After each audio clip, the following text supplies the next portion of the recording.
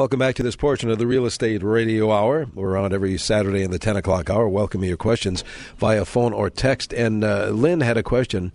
If the positives and negatives of an interest-only mortgage. Is that basically what this is? Travis Whitford with W.J. Bradley. Why don't you go at that one? Well, I think one of the biggest positives for an interest-only loan, if you use it as a tool for overall financial gain, there's multiple ways you can build equity. Traditional mortgage, you're paying down your principal and building equity that way, building wealth. With an interest-only loan, you have a much cheaper payment, but if you utilize that, the cheaper payment and invest that savings elsewhere to build your wealth in some other aspect of your portfolio, it's a great tool. But you do got to be careful because those interest-only loans are generally, they're interest only for, the 5, 7, 10-year period. But then after that, they're not interest only. And then whatever you owe, it essentially becomes a 25-year amortization, a 23-year amortization, or a 20-year amortization. And your payment can jump pretty significantly. Yeah, and that's a good thing. I mean, obviously if you have an interest-only loan, the payment's going to be lower. You can always put additional money towards principal. But I think in today's world, I don't think a lot of people do that. They'll take the lower payment and go to Valley Fair instead. Yeah, well, with rates as low as they are right now, too, I mean, it's right. You kind of can get almost the best of both worlds. It's free money out there right now. And yeah. It really is good. All right, let's go back to the phone. Cindy is calling from St. Paul. Cindy, you're on CCO. How can we help you? Hi, good morning. Thank you for taking my call. I have 2 quick questions, please. Does a TODD, transfer and death deed, depending on length of time, have any supportive bearing for the designee to stand up against medical assistance if and when a parent goes into a nursing home with no prior transfer of the property? That's my first question. The second question would be, are gift of equities affected by the medical assistance 5-year look back when a parent goes into a nursing home and is on medical assistance? Very good questions. Liam, can you jump in on those? Yeah, I can for sure address the first one. As far as a transfer and death deed and dealing with the look back, because a transfer and death deed is really not a current transfer, you're still retaining the title to the property. You're just essentially outlining what you want to happen when you die. It has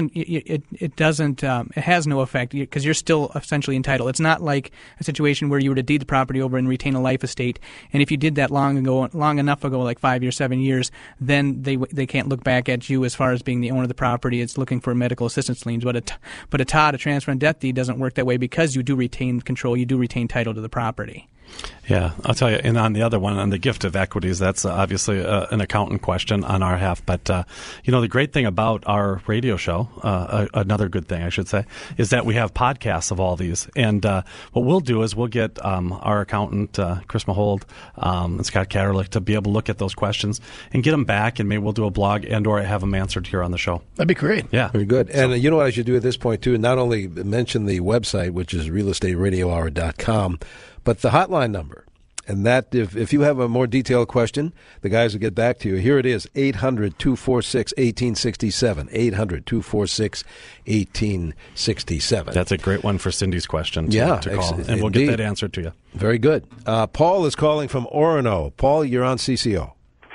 Hello. I got thanks for taking my call. I got a Nation Star just took over my mortgage, and now they're back soliciting me with some sort of deal that's basically saying if I pay twice a month, I can save all this money.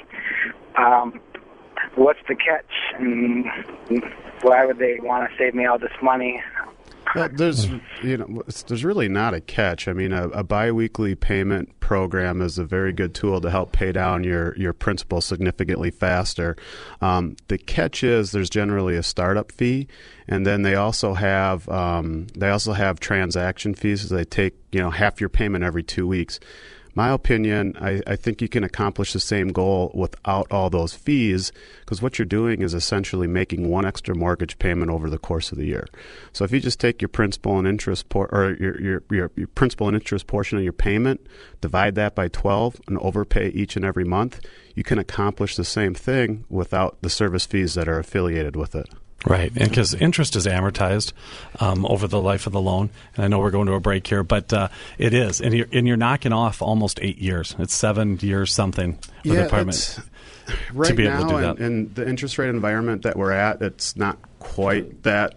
That little less, a little less, yeah. But okay. in a normal interest rate environment, say 6%, yeah, it saves a lot. Okay, we have to take a break here. We'll be right back with the remaining minutes of the Real Estate Radio Hour here on 830 WCCO.